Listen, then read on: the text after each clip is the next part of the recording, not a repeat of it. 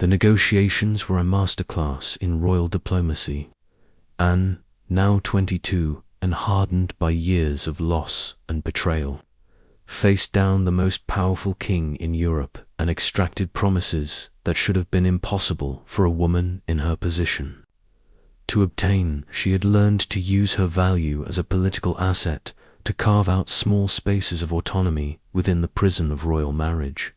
Her second wedding, held in 1499, was a far different affair from her first, and entered this marriage not as a conquered prize, but as a negotiating partner who had secured terms that protected her interests.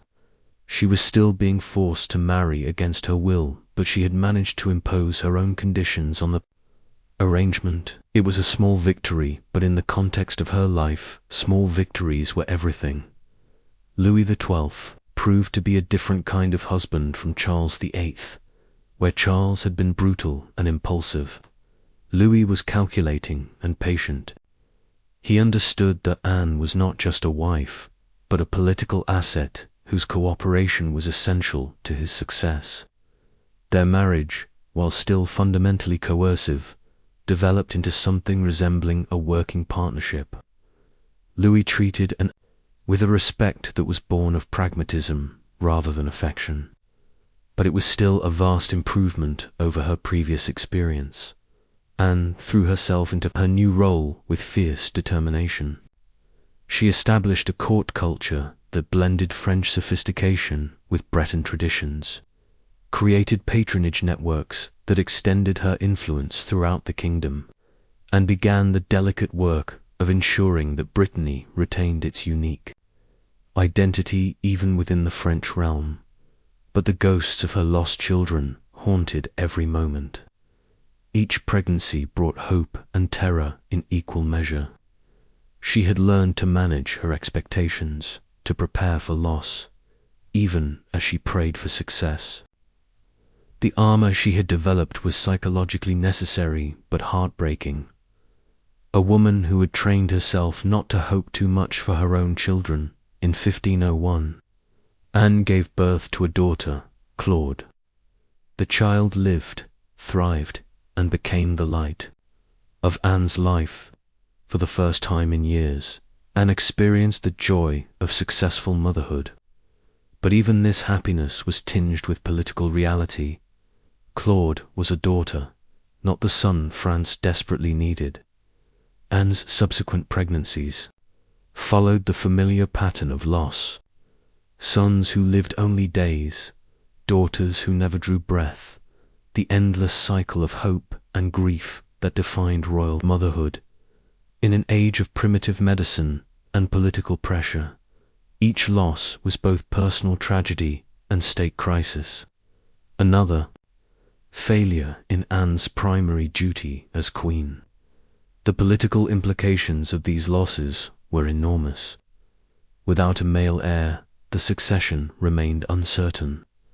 Anne's failure to produce sons was seen by some as a divine judgment, a sign that perhaps the union of Brittany and France was not blessed by God, courtiers whispered. Foreign ambassadors sent coded messages to their masters. Anne felt the weight of an entire kingdom's future pressing down on her shoulders. But Anne had learned to find power in unexpected places. She became a patron of the arts, commissioning works that celebrated Breton culture and history. She established schools and hospitals, creating institutions that would outlast her own life. She carefully managed her daughter Claude's education, ensuring that the girl would be prepared for the brutal realities of royal life. In 1514, after 15 years of marriage to Louis XII, Anne faced her greatest test.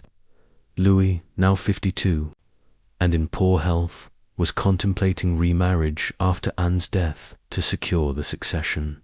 The king, who had promised to honor their marriage contract, was already making contingency plans that would undo everything Anne had fought for. Anne's response was swift and decisive. She arranged for Claude to be betrothed to Francis of Angoulême, Louis's heir presumptive, It was a brilliant political move. By ensuring that Claude would marry the next king, Anne was securing both her daughter's future and Brittany's continued connection to the French throne. If Anne couldn't produce sons, she would at least ensure that her daughter's sons would rule. But the effort exhausted her.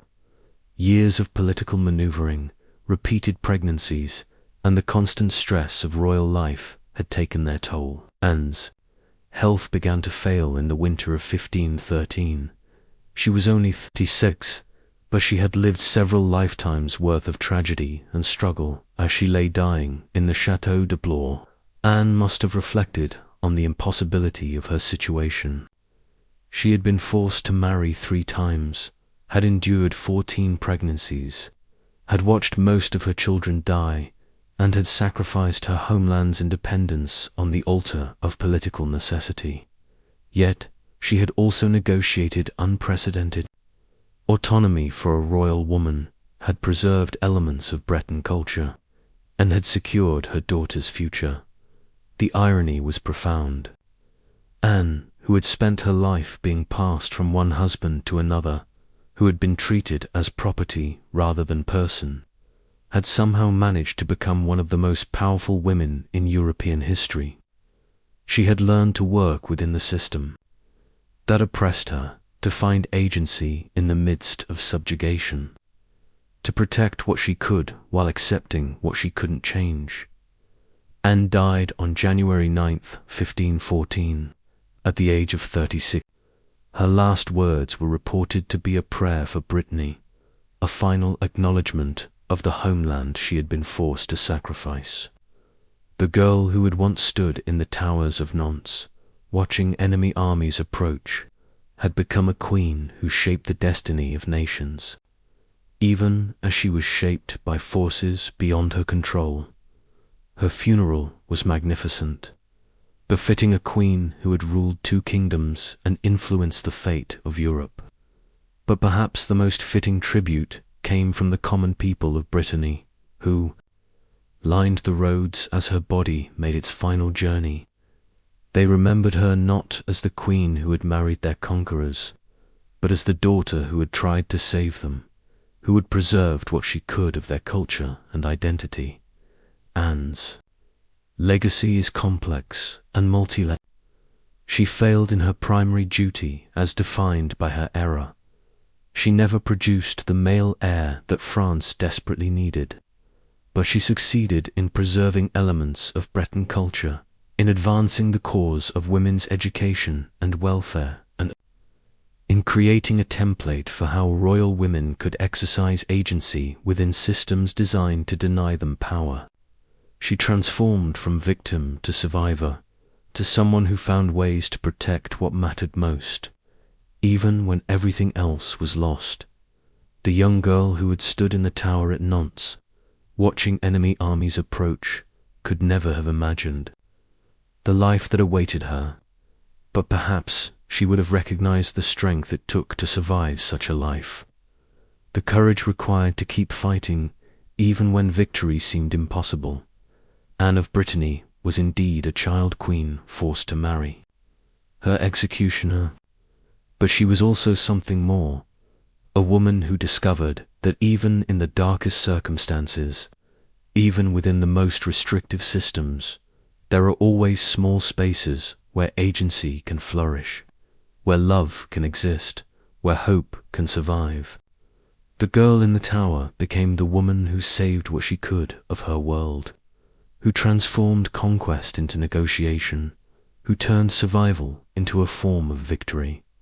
In the end, perhaps that's the most any of us can hope for, to face the forces that would destroy us, and find ways to preserve what matters most, even when everything else is lost. The wind still blows through the towers of Nantes, carrying the salt scent of the sea and the whispered stories of those who came before.